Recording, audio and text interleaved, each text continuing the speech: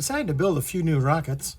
Actually, I was going to launch today at the Northern Illinois Rocketry Association, NIRA, but it's snowing, it's cold, it's windy, so, well, I'm just going to talk about the rockets that I built. I had an old Alpha. It got damaged in various ways, lost the nose cone, other things. So I decided to build a new one, but I want to improve it and do it better. And this is what I like doing on this channel, to try to find ways to make things a little bit different, a little bit better.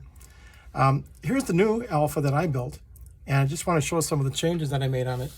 As you notice, the old Alpha, the engine mount sticks out 3/8 of an inch. Not really sure why. Maybe it's just to make it easier to pull the engine out. I moved the engine mount up flush.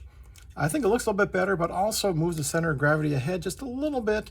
And when you run with the heavier engines, it'll be better because it'll be a little bit more stable with the weight moved a little bit forward. Second thing I did is the launch lugs, and I have a video on this. I used 2 launch lugs, one in the back, one in the front. That way it's gripping the launch rod in 2 places. The rod won't whip or bounce around as much. You get a much more smooth, stable launch. Also, if you look at the launch lugs, they're also beveled. If you have like a little bit of dirt, or if you have a launch lug that's put together in 2 pieces, a square launch lug will kind of hit that and get stuck. But if you bevel the front and the back, it's better streamlining, and will also slide over any types of imperfections like that. So the last thing I did, you notice that this has got a very, very interesting paint on it. This is a color shift glaze paint. And this is not very common, but it's very, very interesting. And you can get this at the hobby store, but you have to put this on with the correct number of steps.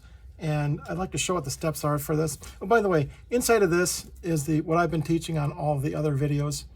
And the other videos show a Kevlar cord about 5 feet long. It's got a Kevlar felt blanket. It's got a 25-foot streamer inside. It's got all that good stuff inside. And I talked about that in other videos. So if you want to see how I did the inside of the rocket, please go ahead and see those. So in order to get this really nice gloss, glaze, color shift, sparkly finish, I notice I don't put decals on. I think it just looks really nice just the way it is. So let's take a look at how to do that. The first thing you have to do is that you have to use a very good primer. This filler primer is probably the best. It fills in imperfections, smooths the surface, and if you need, you can sand it down a little bit. These particular color shift glazes require some sort of a black gloss base. So I put in this black gloss base spray, sprayed it with this, let that dry for a few hours, and then go ahead and put your favorite color shift on. This is Purple Sunrise, and that's what I put on top of this rocket. You see it looks very beautiful.